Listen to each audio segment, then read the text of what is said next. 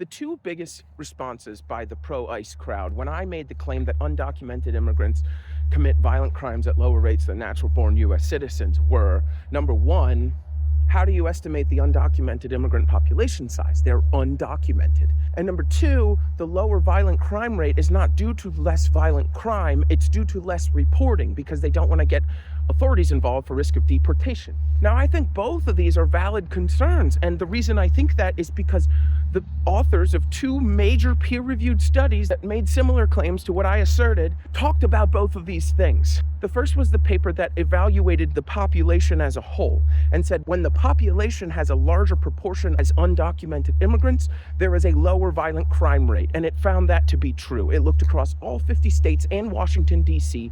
from 1990 to 2014, so that's 24 years. Second paper actually did calculate the violent crime rate in the undocumented immigrant population, the documented immigrant, and the U.S. citizens. That only looked at Texas from 2012 to 2018, where they actually talk about how the state allowed them full access to their database, which is considered to be the best in the country recording immigration status. For the first claim, both of these papers use two different methodologies for getting the undocumented population size.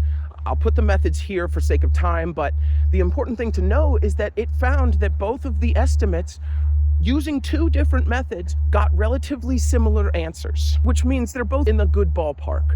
The second paper comes along, though, and says if this number of the undocumented immigrants in a population is wrong, it's wrong as an underestimate, meaning there are more undocumented immigrants than these numbers tell us. And so when you're calculating a violent crime rate, you're dividing the number of violent crimes by the size of the population. If that population is actually higher than the number you're using, you're dividing by a bigger number, which means that violent crime rate comes down even further than the already lower number compared to U.S. citizens. So they would be wrong in the wrong way. They actually do an analysis and they say in order for the undocumented immigrant violent crime rate to be the same as that of the U.S. citizens, the actual undocumented immigrant population size would have to be less than half of the number we're using for the violent crime rates to be equal to U.S. citizens, and less than a quarter of the number we're using for the property rates to be the same. As for the second claim, the first paper addresses this in a section called Less Crime or Less Reporting, and it uses what's called the National Crime Victimization Survey, which surveys around 90,000 households across the country every single year to get at the unreported crime rate. And it found that even when it used this data, this relationship holds. Now that's good enough for the first survey. The second paper points out that this data set isn't good enough because it doesn't record immigration status. This is why they used Texas's data from 2012 to 2018, because Texas has the best data set recording immigration status for violent crimes. So you might think that that's not a really good answer, but it is the best data we have. I need you to think about this a little differently. You're throwing an unknown and conveniently unprovable claim into this discussion as a way of saying, I don't have to listen to any of it. And let me counter that by saying, both of these papers found that no matter how you break the data down, they find that this relationship holds. There is no data to indicate that we shouldn't believe these numbers, right? There's mountains of data to say that we should. Which side of that do you want to be on?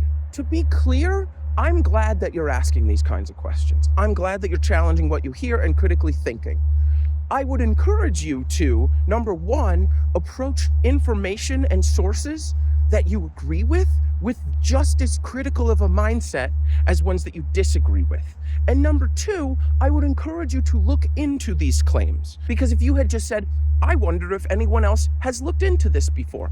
I wonder if the peer-reviewed papers, that's important, that actually made this claim thought about this, looked into this. Because if you had just pulled on this thread a little bit more, you would have found that they thought about this when they were making these claims. You have to remember that if you, as a non-expert, can come up with these questions relatively quickly, and that's not to throw shade, I'm not an expert either, but I did read their papers where they talk about these things, then the experts are able to come up with those concerns and questions even more quickly and have probably already thought about it.